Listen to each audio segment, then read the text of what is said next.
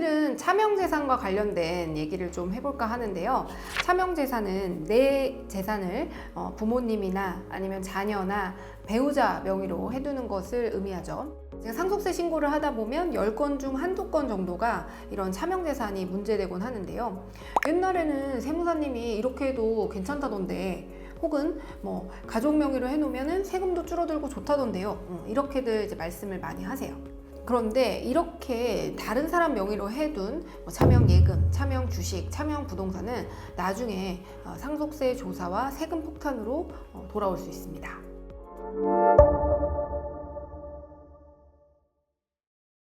자, 국세청은요, 평소에 세무조사라든지 아니면 자금 출처와 관련된 조사, 그리고 조세불복 청구, 그리고 이제 각종 소송 이런 것들을 통해서 이런 차명재산을 관리를 별도로 하고 있어요. 그래서 이렇게 확인된 그 차명재산 내역을 그 차명재산 관리 프로그램에 입력을 해두고 관리를 해두시는 거죠.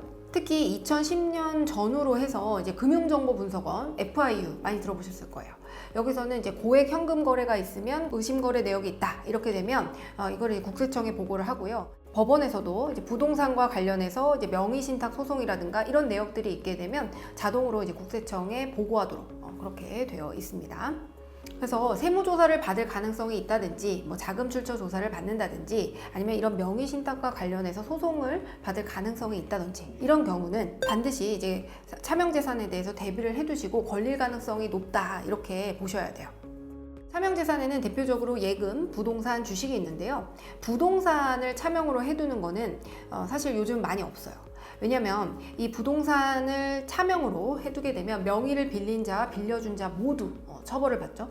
왜냐면 부동산 실명법 위반이니까 형사처벌이랑 과태료랑 이런 것들은 물론이거니와 이 명의자가 이 부동산을 자기 마음대로 좀 팔아버려요.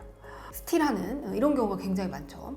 그러다 보니까 요즘은 이제 명의신탁은 대부분 차명 예금이나 차명 주식 요것만 있고 차명 부동산은 이제 많이 없다 그렇게 보시면 됩니다.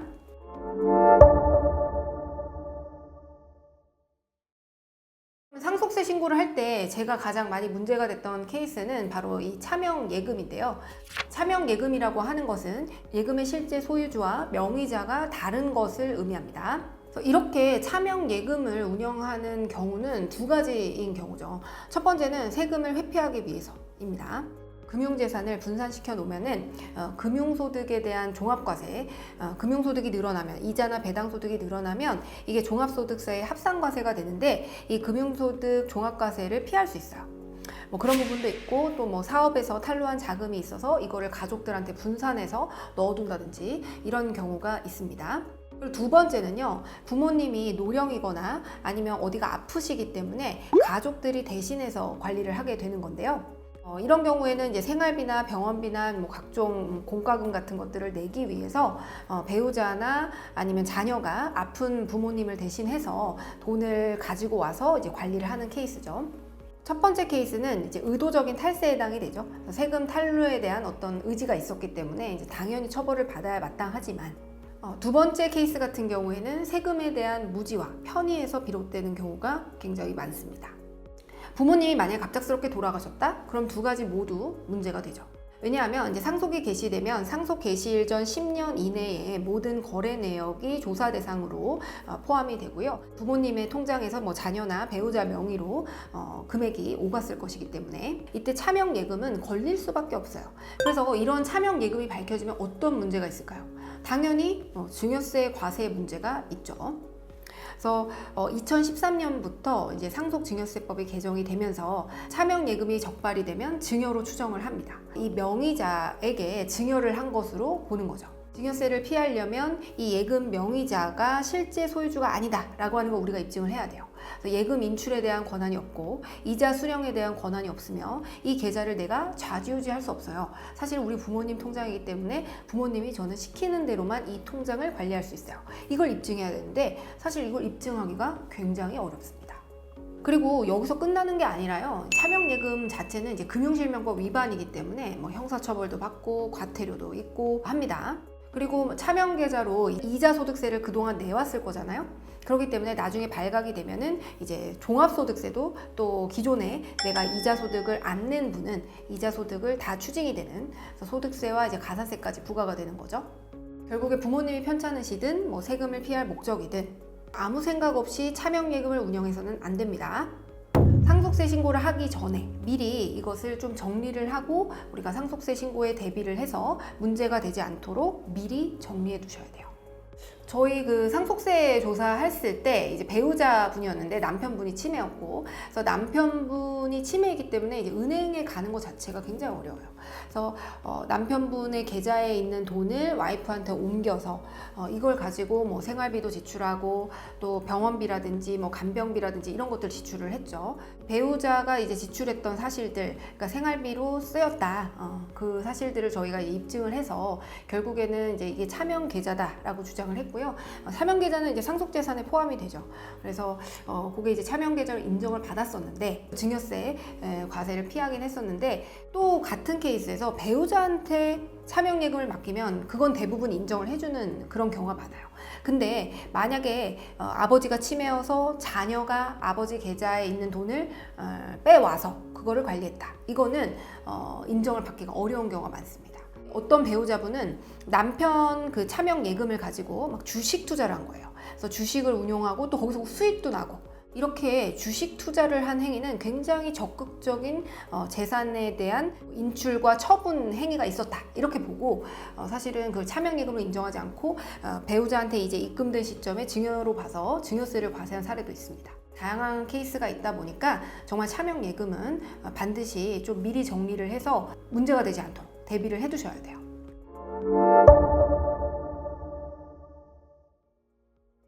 다음은 차명 주식인데요. 최근에 모 정치인분이 차명 주식 때문에 좀 문제가 됐었죠. 논란이 있었는데요. 차명 주식은 명의는 다른 사람으로 해두고 실제 소유자는 따로 있는 그런 주식을 의미합니다. 과거에는 법인을 설립할 때 주주가 3명이었어야 돼요. 그러다 보니까 어쩔 수 없이 3명의 주주를 맞추기 위해서 누군가의 명의를 빌려서 법인을 설립을 하는 그런 경우가 굉장히 많았거든요. 2001년도부터는 1인 주주가 인정이 되면서 이런 이제 차명 주식과 관련된 이슈가 많이 이제 해결이 되었는데, 그 이전에 설립된 법인들은 이런 차명 주식의 이슈가 굉장히 많은 상황이고 아직 해결되지 않은 채로 남아있는 경우가 대부분입니다. 이 차명 주식은요, 당연히 뭐 부동산이나 예금이나 마찬가지로 명의를 빌려준 사람, 그리고 명의를 대여한 사람이죠, 실제 소유자, 모두 문제가 될 수 있는 거죠.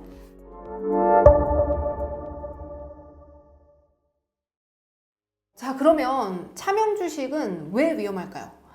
그냥 차명이라고 하면 좀 우리가 찜찜한 느낌이 들잖아요. 이 타인 명의로 만약에 주식을 이제 보유하게 되면요, 원칙적으로는 이 명의자, 그러니까 주식을 빌려준 사람한테 증여세를 과세하는 것이 원칙입니다. 그래서 다른 사람 명의로 우리가 주주 명부에 올라갔다, 그래서 실제 소유자는 근데 따로 있다 하게 되면 이 실제 소유자가 명의자한테 주식을 증여한 걸로 봐요. 그래서 증여세를 과세하게 되는데, 이때 이제 문제는 실제 소유주가 아닌 명의 대여자가 증여세를 납부해야 되는데, 명의 대여자는 돈이 없는 경우가 대부분이죠. 왜냐면 실제 소유주가 부자일 테니까. 그래서 이런 명의 신탁이 적발이 되면 세무서에서는 원칙적으로는 이제 명의를 빌려준 사람이 증여세를 납부해야 되지만 세무서도 돈이 없는 걸 알아요. 그래서 실제 소유주한테 증여세를 부과하거든요. 그래서 대법원 판례에서도 이 명의신탁 주식에 대해서 그 납세 의무자는 원칙적으로 명의를 대여해준 사람이지만, 만약에 실제 소유주가 이 증여세를 대신 납부했어도 그거는 유효하다. 대납에 대해서는, 대납분에 대해서도 원칙적으로는 증여세를 또 부과해야 되죠. 왜냐하면 명의 대여자가 내야 되는 세금을 실제 소유주가 대신 내준 거기 때문에 또 세금을 내야 되는데 이건 증여는 아니다, 이렇게 판시한 바가 있고요. 결국에는 어쨌든 소유주가 증여세를 대신 내야 됩니다.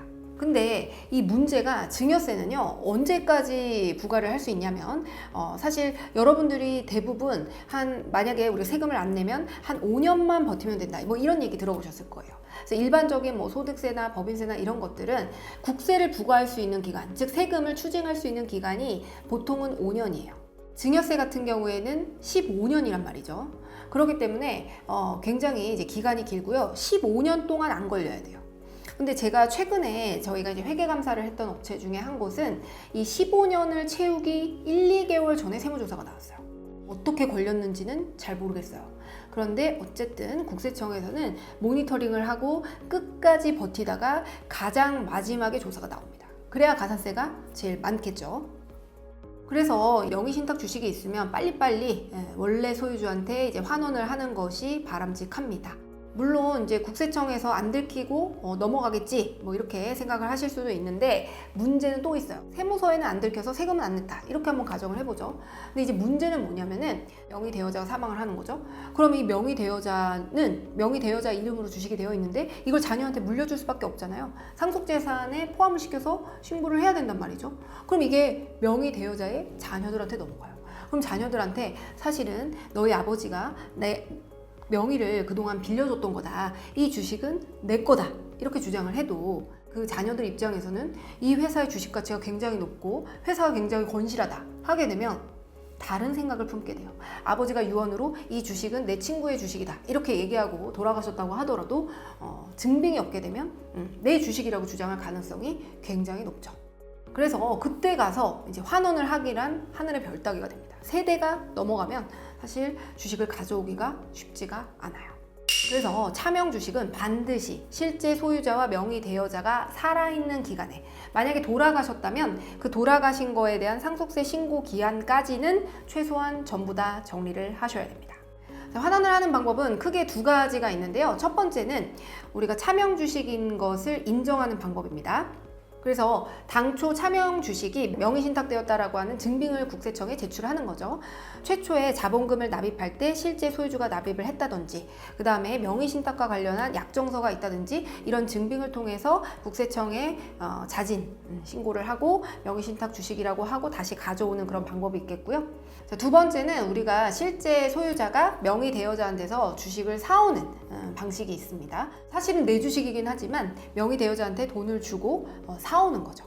근데 이때 문제는 우리가 과거의 주식 가치와 지금 현재 주식 가치가 차이가 나죠. 근데 사올 때는 현재 시세로 사와야 되기 때문에 예를 들어서 과거에는 1억 원짜리 주식이었지만 현재는 뭐 51억짜리 주식이에요. 그러면 이 50억의 양도 차익이 발생하잖아요. 그 50억에 대한 그 양도세를 납부를 해야 되고요. 50억에 대한 양도세를 계산하면 지방세 포함해서 한 14억 정도가 나옵니다. 어마어마한 금액이죠. 그러니까 28% 정도 세율이 적용이 되는데 이것을 납부를 하고 가져오게 되는 거죠.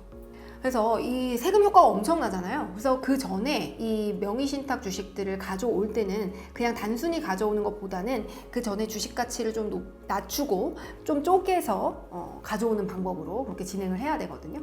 그래서 세금을 최소화하는 방향으로 이제 주식 환원이 이루어질 수 있도록 이제 전략을 짜서 가지고 오셔야 됩니다. 국세청이 생각보다 굉장히 치밀하게 모든 정보를 갖고 있는 거 다들 알고 계시죠? 차명 주식 관리 프로그램에 이상 거래가 있던 것들, 고액 현금 거래가 오간 것들 이런 것들을 관리해서 여러분들을 모니터링하고 있을 수 있습니다. 따라서 차명 주식은 시한폭탄이라는 점 잊지 마시고 환원은 빠르면 빠를수록 좋다. 준비는 철저하게 하셔야 됩니다. 차명재산으로 고민이 있으신 분들은요, 아래 상담 링크로 연락 주시면 감사하겠습니다. 그럼 오늘 영상 여기까지 할게요. 감사합니다. 안녕.